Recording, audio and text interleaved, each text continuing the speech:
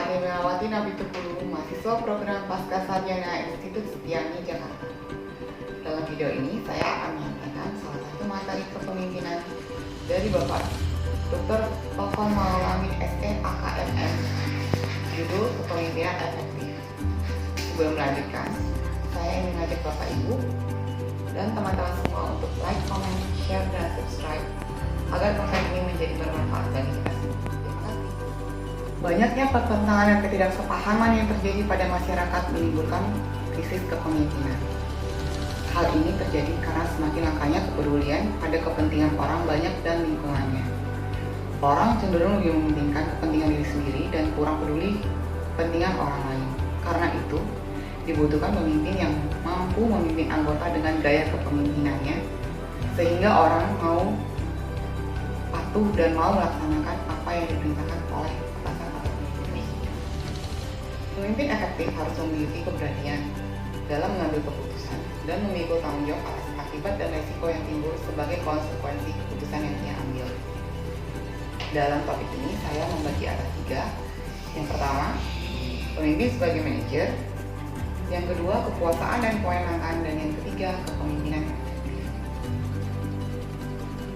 Oke, bahasan yang pertama, pemimpin sebagai manajer. Pemimpin terbagi 2, yaitu pemimpin struktural dan relasional. Pemimpin struktural adalah orang yang dipilih, diseleksi dan dibayar serta memiliki tanggung jawab dan otoritas untuk mengelola sumber daya demi mencapai tujuan yang diberikan kepadanya. Contohnya, manajer, ketua divisi, dan sebagainya. Pemimpin relasional ialah orang yang aktif terlibat dalam timnya, memiliki ide-ide inovatif, dan memiliki inisiatif untuk membuat perubahan positif. Dalam kesempatan ini, saya akan membahas pemimpin struktural, yaitu pemimpin sebagai manajer. Kemampuan memimpin sebagai manajer ditentukan oleh 4 kriteria. Yang pertama, mampu menentukan arah dan tujuan organisasi. Kedua, memiliki kemampuan mempertahankan dan mengembangkan organisasi. Yang ketiga, mampu mengelola dan memanfaatkan potensi dan sumber daya yang ada.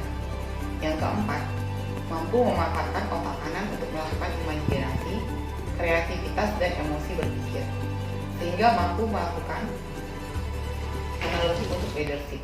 Sedangkan pemanfaatan otak kiri untuk berpikir lebih rasional karena berhubungan dengan apa yang biasa dihitung dengan melakukan kontrol. Ya, masuk ke bagian kedua mengenai kekuasaan dan kewenangan. Pemimpin dapat menggunakan kekuasaan dan kewenangan ketika bekerja sama dengan orang lain.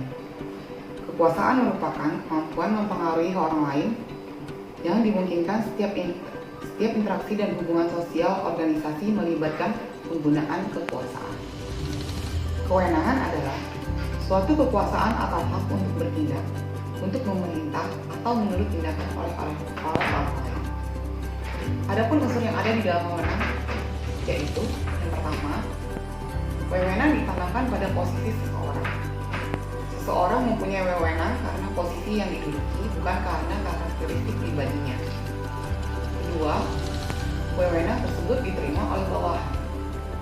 Yang ketiga, wewenang digunakan secara vertikal.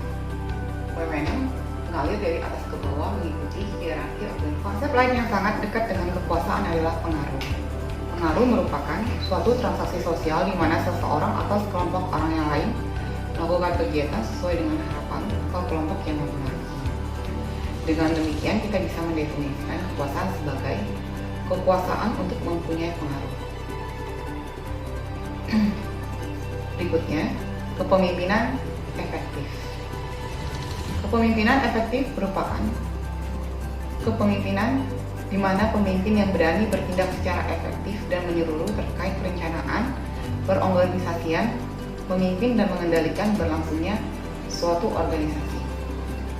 Mengatur orang terkadang sulit dan sering juga mudah dilakukan karena orang yang diatur atau bawahannya dan orang yang mengatur, dalam hal ini pemimpin atau manajer, sering mempunyai pendapat, pengalaman, kematangan jiwa, kemauan dan kemampuan menghadapi situasi yang berbeda.